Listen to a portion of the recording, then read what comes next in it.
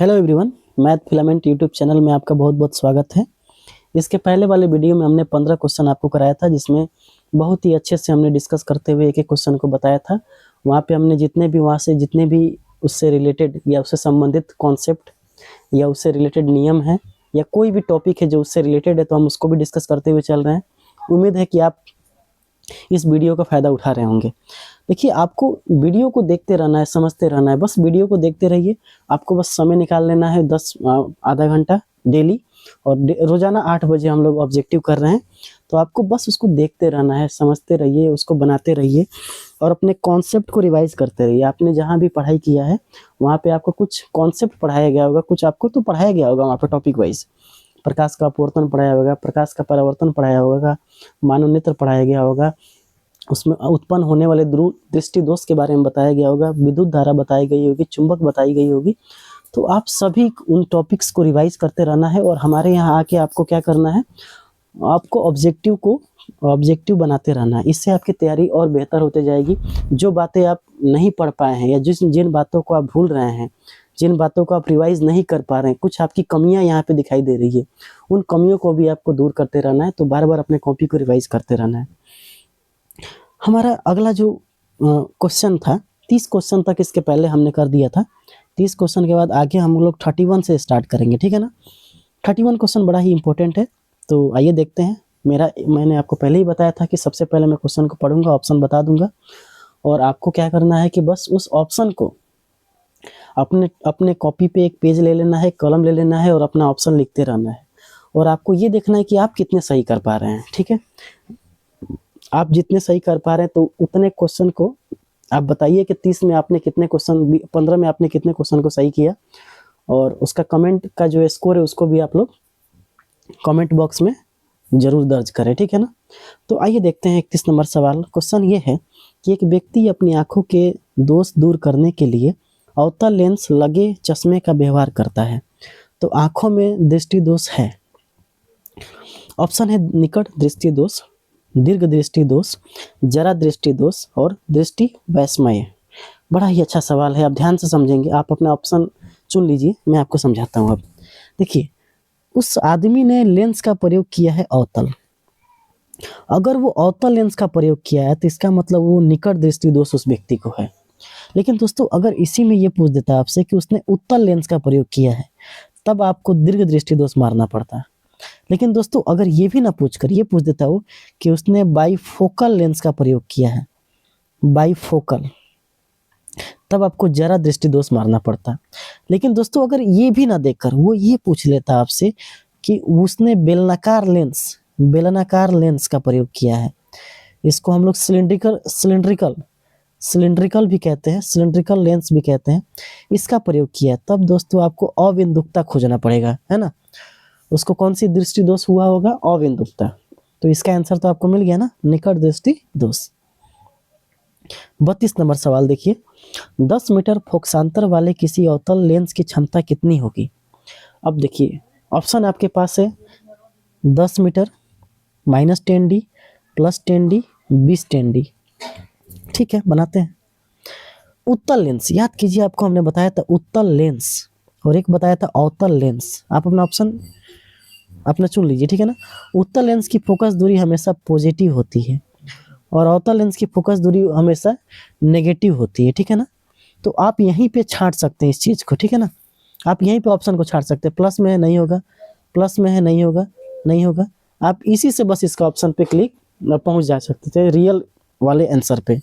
लेकिन दोस्तों, आपको इतना भी नहीं पता है तो बड़ा ही दुख की बात है। मैंने ऑप्शन ही छाट दिया। देखिए, ये ऑप्शन तो होगा नहीं, ये होगा नहीं और ये होगा नहीं, क्योंकि माइनस में होना चाहिए। तो -10D, अब -10D यानी 32 का सी आंसर हो जाएगा। लेकिन फिर भी बनाते हैं, आइए देखते हैं बना के इसको। ध्यान से देखिएगा, ध्यान से, एकदम बिल्कुल ध्यान से। P बराबर लेंस की क्षमता का फॉर्मूला होता है 1/f, लेकिन हम f को मीटर में लेंगे तभी ऐसा फॉर्मूला का प्रयोग करेंगे। अगर सेंटीमीटर में आएगा तो 100/f, और ये हम लेंगे सेंटीमीटर में। लेकिन यार, यहाँ मीटर दिया है ना, तो क्यों दिमाग लगाना इतना, है ना। तो देखिए, एक बराबर है ना 10 मीटर, 10 मीटर दिया है फोकसांतर। चलिए भाई, 10 मीटर ठीक है, फोकस दिया है 10 मीटर, तो 1/10 1/10, 1/10 इसको आप सेंटीमीटर में बदलेंगे, सेंटीमीटर में, ठीक है। तो देखिए यहाँ पे 1/10 इसका आंसर हो जाएगा 0.1D। अब यहाँ पे ये तो आंसर में दिया नहीं है तो ये आंसर गलत है, ठीक है ना। इसका आंसर जो होगा आपको P बराबर 0.1D, 0.1D, और अवतल है तो माइनस में, ठीक है ना। यहाँ पे ऑप्शन गलत दिया है, इस बात को आप ध्यान रखेंगे। तो आपको ये भी ध्यान रखना है कि ऑप्शन गलत दिया है तो कोई दिक्कत नहीं है, आपको अपना कॉन्सेप्ट मजबूत रखना है, ठीक है ना। चलिए अगले क्वेश्चन को देखते हैं। अगला क्वेश्चन कह रहा है डॉक्टर वर्मा के चश्मे की क्षमता +0.5D है, +0.5D है, तो आंखों में उत्पन्न लेंस क्या होगा। एक बात बताइएगा, आप चश्मा की ऑप्शन पढ़ लीजिए। निकट दृष्टि दोष, जरा दृष्टि दोष, दीर्घ दृष्टि दोष, दृष्टि वैषम्य, ठीक है। आप समझिए यहाँ पे लेंस की क्षमता कितनी है, प्लस में। अब एक बात बताइएगा, प्लस में, इसका मतलब आप ये क्लियर कर सकते हैं कि ये लेंस कैसा होगा, उत्तल। अभी तो बताया हमने आपको कि लेंस की क्षमता अगर प्लस में होगा तो उत्तल है, माइनस में होगा तो अवतल में। अब बताइए अवतल लेंस का प्रयोग किस में करते हैं, उत्तल लेंस का प्रयोग दीर्घ दृष्टि दोष। हो गया खत्म। एक 33 का बी आंसर, 33 का बी आंसर लीजिए। इतना दिमाग नहीं लगाना है दोस्तों, आपको कॉन्सेप्ट पकड़ के रखना है, ठीक है ना। अगला क्वेश्चन देखिए, सामान्य आंख के दृष्टि पटल पर रेटिना, सामान्य आंख की दृष्टि पटल रेटिना पर बनने वाले प्रतिबिंब क्या होते हैं। कितना बार हमने आपको बताया है। सबसे पहले तो ये प्रतिबिंब वास्तविक होता है, तो काल्पनिक वाला काट दो, ये भी काल्पनिक। अब वास्तविक में सीधा नहीं बनता, उल्टा बनता है, तो लीजिए ऑप्शन डी। कॉन्सेप्ट क्लियर है तो आप ये ऑब्जेक्टिव क्वेश्चन बच्चे वाला खेल है, ठीक है ना। अगला क्वेश्चन देखिए, एक स्वस्थ आंख के लिए दूर बिंदु कितना होता है। ये बड़ा अच्छा सवाल है, ठीक है ना। आपसे दो चीजें पूछी जा सकती है, एक पूछा जाएगा निकट बिंदु, निकट बिंदु। दूर बिंदु होता है अनंत, क्या होता है, अनंत। दूर बिंदु कितना होता है, अनंत। और निकट बिंदु होता है 25 सेंटीमीटर। दूर बिंदु पूछेगा तो अनंत मार देना है, और निकट बिंदु पूछेगा तो 25 सेंटीमीटर। अब यहाँ पे क्या पूछा है, दूर बिंदु तो अनंत, दूर बिंदु क्या हो जाएगा, अनंत। अगला सवाल देखते हैं। अगला सवाल देखिए, अगला सवाल है सरल सूक्ष्मदर्शी में किसका उपयोग किया जाता है। बताइए, एक बात बताइए, सूक्ष्मदर्शी में हम देख रहे हैं ना, तो हम तो ये जानते हैं दर्पण का तो प्रयोग करते नहीं है, दर्पण तो ऐसे ही कट गया। अब या तो अवतल का प्रयोग करेंगे, नहीं तो उत्तल का प्रयोग करेंगे, यही ना करेंगे। लेकिन एक बात बताइए, अवतल तो हमेशा छोटा प्रतिबिंब बनाता है, और हम छोटी वस्तु को देखने के लिए छोटा प्रतिबिंब बनाने वाले लेंस का प्रयोग क्यों करेंगे। एक बात बताइए, जो सूक्ष्मदर्शी होता है वो तो छोटा होता है, और छोटी चीजों को देखने के लिए हम ऐसा लेंस का प्रयोग कर दें जो और छोटा उसको दिखाए, तो कोई फायदा होगा। यानी हमें ऐसे लेंस का प्रयोग करना पड़ेगा जो प्रतिबिंब को वस्तु से बड़ा दिखाता हो, और ये उत्तल लेंस दिखाता है। जब हम प्रकाशीय केंद्र और फोकस के बीच जब वस्तु को रखते हैं तो वो बड़ा दिखाता है और सीधा दिखाता है। तो ऑप्शन नंबर कौन सा सही हो जाएगा, डी। इंद्रधनुष का बनना किस परिघटना का आधारित है। प्रकाश का परावर्तन का, प्रकाश का अपवर्तन का, प्रकाश का प्रकीर्णन का, या इनमें से कोई नहीं। इंद्रधनुष का बनना, ठीक है ना, बड़ा अच्छा सवाल है, इसको याद रख लेना है आपको। ये देखिए हमने आपको बताया था, देखिए ये जब किसी भी प्रिज्म पे एक श्वेत प्रकाश को हम गिराते थे तो प्रिज्म उसको 7 भागों में 7 रंगों में डिवाइड कर देता है, बांट देता है, 7 रंगों में डिवाइड कर देता है। उसका एक ट्रिक था विबग्योर, विबग्योर, यही 7 रंग है। कौन कौन, बैगनी, आसमानी, नीला, हरा, येलो, ऑरेंज यानी नारंगी, और लाल। सबसे अधिक विचलन किसका हुआ है, बैगनी का, और सबसे कम विचलन किसका हुआ है, लाल का, ठीक है। अब एक और बात समझिए यहाँ पे कि ऐसा ही घटना सेम टू सेम जब हम बारिश के बूंदों में, जब बारिश के बूंदों में प्रकाश की किरणें पड़ती है, अपवर्तित हुई, अपवर्तित होकर इस पे पड़ी, और फिर ये आगे जाके ये 7 रंगों में ऐसे बढ़ जाती है, 7 रंगों में बढ़ जाती है। तो जब बारिश की बूंदों में, जब वो भी एक प्रिज्म की भांति ही कार्य कर रहा है, ये प्रिज्म के भांति कार्य करने लगता है। बारिश की बूंदें जब प्रिज्म के भांति कार्य करने लगती है तो वही प्रकाश को 7 रंगों में बांट देती है, जिसके कारण हमें इंद्रधनुष दिखाई देता है। तो यहाँ पे प्रकाश का वर्ण विक्षेपण 37 का क्या हो जाएगा, सी। अगला सवाल 38, चंद्रमा पर खड़े अंतरिक्ष यात्री को आकाश प्रतीत होता है नीला, उजला, लाल, काला। अब देखिए चंद्रमा पर खड़े अंतरिक्ष यात्री को आकाश कैसा दिखाई देता है? काला। अब काला क्यों दिखाई देता है? क्योंकि चंद्रमा जो है, आप ध्यान से देखेंगे यहाँ पे, चंद्रमा पे अगर हम बात करें तो चंद्रमा पे कोई भी वायुमंडल नहीं है। चंद्रमा में कोई वायुमंडल होता ही नहीं है। जब वायुमंडल ही नहीं है तो एक बात बताइए, प्रकाश का प्रकीर्णन तो वायुमंडल में होता है, क्योंकि वायुमंडल में उपस्थित जितने भी धूल कण है, इस पर प्रकाश की किरणें गिरती है और प्रकाश को वो चारों दिशाओं में फैला देती है, जिसको हम कहते हैं प्रकाश का प्रकीर्णन। ठीक है, लेकिन जब यहाँ पे वायुमंडल होगा ही नहीं तो वो किसको फैलाएगी फिर ये? और जब वो फैला ही नहीं पाएगी तो हमें वो वहाँ पे कोई प्रकाश दिखेगा ही नहीं। तो कोई प्रकाश नहीं दिखेगा तो कैसा दिखाई देगा? काला। कैसा दिखाई देगा? काला। यानी चंद्रमा पर खड़े अंतरिक्ष यात्री को आकाश प्रतीत होता है कैसा? काला। ठीक है, तारे, अगला क्वेश्चन देखिए, तारे का टिमटिमाने का कारण क्या है? तो तारे का टिमटिमाने का कारण है वायुमंडलीय अपवर्तन। वायुमंडलीय अपवर्तन, क्योंकि हम जानते हैं जब वायुमंडल में प्रकाश की किरणें जब प्रवेश करती है तो प्रकाश की किरणों में दो तरह की सतह हो जाती है, एक होती है गर्म हवा और एक होती है ठंडी हवा। तो गर्म हवा कैसी होती है? विरल होती है, और ठंडी हवा कैसी होती है? सघन होती है। ठीक है ना, सेम टू सेम। कभी कभी क्या होती है, कुछ हवाएं हो जाएगी गर्म ठंडी और कुछ हवाएं हो जाएगी गर्म। ठीक है ना, तो अब यहाँ पे ये हो गया सघन और ये हो गया विरल। तो ठंडी गरम ऐसे हवाएं मिलती रहती है वायुमंडल में, जिससे तारों से निकला हुआ प्रकाश बार बार अपने आप मार्ग को क्या करता है? मार्ग से विचलित होते रहता है, और जिसके कारण जो देखने वाला ऑब्जर्वर होता है, जो प्रेक्षक होता है, उसको हमेशा प्रकाश कैसा दिखाई देता है? ऐसे टिमटिमाते हुए तारे दिखाई देंगे। इसलिए उसका कारण क्या है? वायुमंडलीय अपवर्तन। वायुमंडलीय अपवर्तन। अगला क्वेश्चन देखिए, क्या कारण है कि अंतरिक्ष यात्री को आकाश नीले की अपेक्षा काला दिखाई देता है? कि इसीलिए अभी हमने आपको बताया, क्योंकि वहाँ वायुमंडल होता ही नहीं है। वायुमंडल होता ही नहीं है तो वायुमंडल का होना ये तो गलत है। वायुमंडल और प्रकीर्णन का ना होना बिल्कुल सही। ना वायुमंडल है वहाँ पे, जब वायुमंडल नहीं है तो प्रकीर्णन होगा ही कैसे? क्योंकि प्रकीर्णन होता तभी है जब वहाँ पे क्या होती है? धूल कण होते हैं, और धूल कण पे गिरने वाली प्रकाश को चारों दिशाओं में फैलाने का काम करता है कौन? प्रकीर्णन। एक और बात हमने आपको बताया था कि प्रकाश की प्रकीर्णन विबग्योर, याद कीजिए, विबग्योर में आप देखेंगे बैगनी, आसमानी, नीला, ग्रीन, पीला, नारंगी और रेड।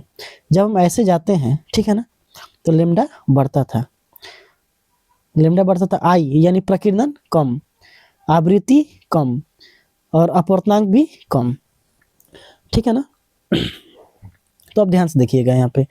तो यहाँ पे हम ये देखेंगे कि जब प्रकीर्णन जो निर्भर करता है वो प्रकाश के तरंगदैर्घ्य पर निर्भर करता है। यानी प्रकाश का तरंगदैर्घ्य जितना ज़्यादा होगा उसका प्रकीर्णन उतना ही कम होगा, और जब उतना ही कम प्रकीर्णन होगा तो इसका फैलाव कम होगा, और फैलाव कम होगा इसका मतलब ये हुआ कि लाल रंग जो है वो कम फैलता है।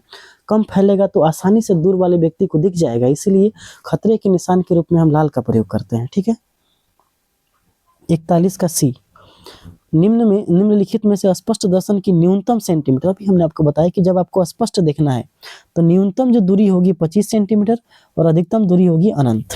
अधिकतम दूरी क्या होगी? अनंत।